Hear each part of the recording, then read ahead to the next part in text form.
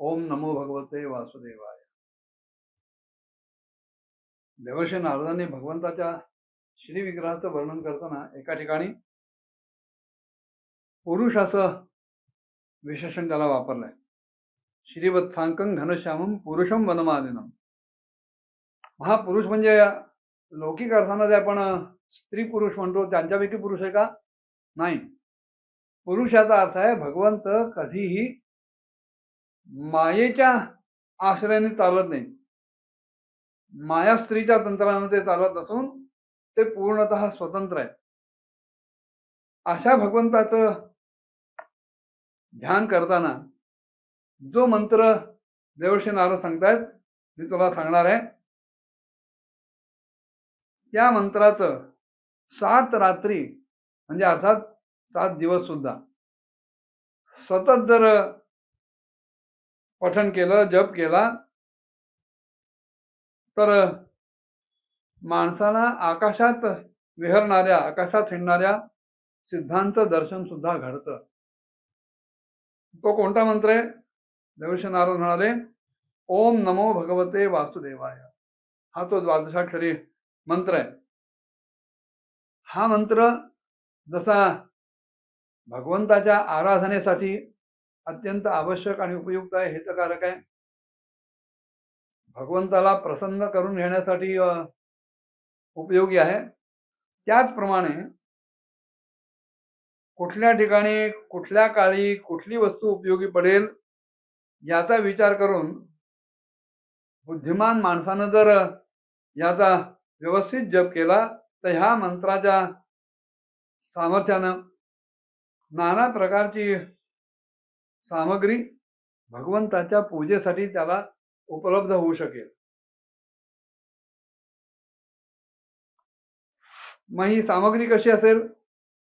सलिलै शुचिभिर माल्यैः वन्यैर्मूल फलाद्भिः शस्तांकुरांशुकैः चार्चेत तुलस्या प्रिया प्रभूम. भगवंताचं पूजन, प्रभूंचं पूजन शुद्ध अशा स्वच्छ अशा पाण्यानं, फुलांच्या माळा, जंगलात आढळणारी कंदमुळं, फळं, पूजेमध्ये विहित असलेली दुर्वादी अंकुर आणि वनामध्येच प्राप्त होणारी वल्कलाची वस्त्र, ह्या साह्यानं भगवंताची पूजा करावी. आणि मुख्य म्हणजे भगवंताची जी प्रेयसी आहे त्यांना अत्यंत प्रिय अशी जी गोष्ट आहे म्हणजे तुळशी, त्या तुळशीने भगवंताची पूजा केली पाहिजे.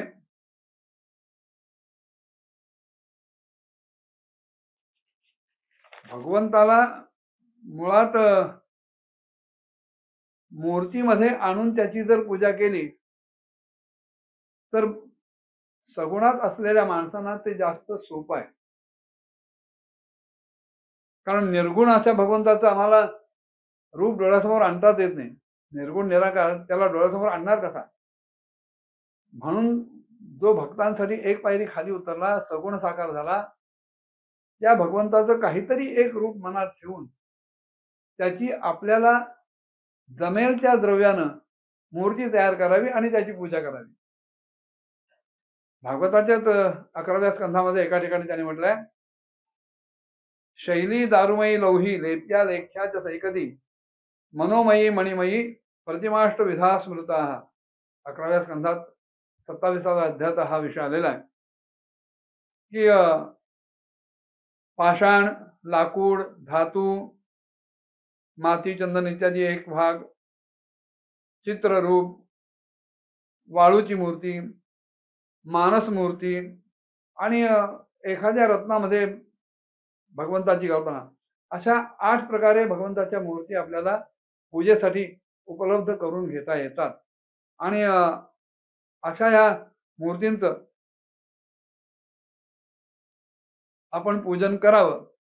पण यदा कदाचित स्थूल मूर्ती जर आपल्याला मिळत नसेल तर मग माती किंवा पाणी इत्यादींची सुद्धा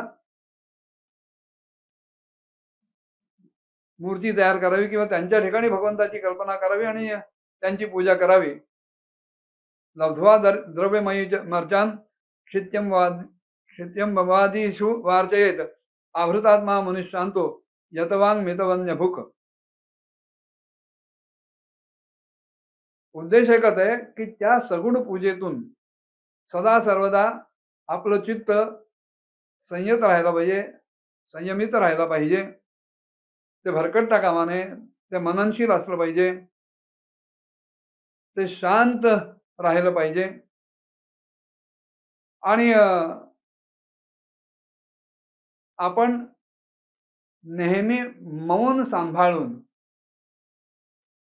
जंगलात जी उपलब्ध होणारी कंदमुळं फळं वगैरे आहेत त्यांचा अत्यंत मर्यादित अशा प्रकारे आहार करायला पाहिजे. भगवंताची पूजा करताना जर मन विचलित होत असेल, अन्य विषयांकडे जर वळत असेल, तर ती पूजा म्हणजे नुसतं आडंबर होईल, नुसती कवायत होईल, कसरत होईल. भगवंताचं रूप आपल्या डोळ्यासमोर सतत राहील, आपलं मन इकडे तिकडे भरकटणार नाही अशा प्रकारे मनाला आवरून ठेवणं, बांधून ठेवणं भगवंताच्या पायाशी. भगवंताच्या एकेका अंगाचं दर्शन घेत त्याचं मनात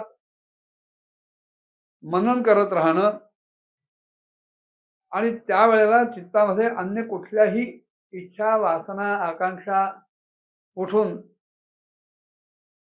ते खळबळता कामा नये, शांत राहिलं पाहिजे.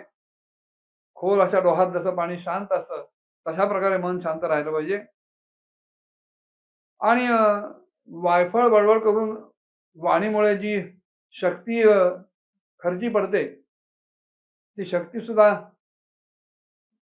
व्यर्थ खर्ची पडता कामा नये. अशा प्रकारे सगळ्या बंधनात राहून आणि ती बंधनं आपल्याला नीट पाळता यावी यासाठी शरीरावर सुद्धा परिमित आहार घेऊन की ज्याच्यामुळे कुठल्याही प्रकारे सुस्ती येणार नाही, निद्रा येणार नाही, तंद्रा येणार नाही,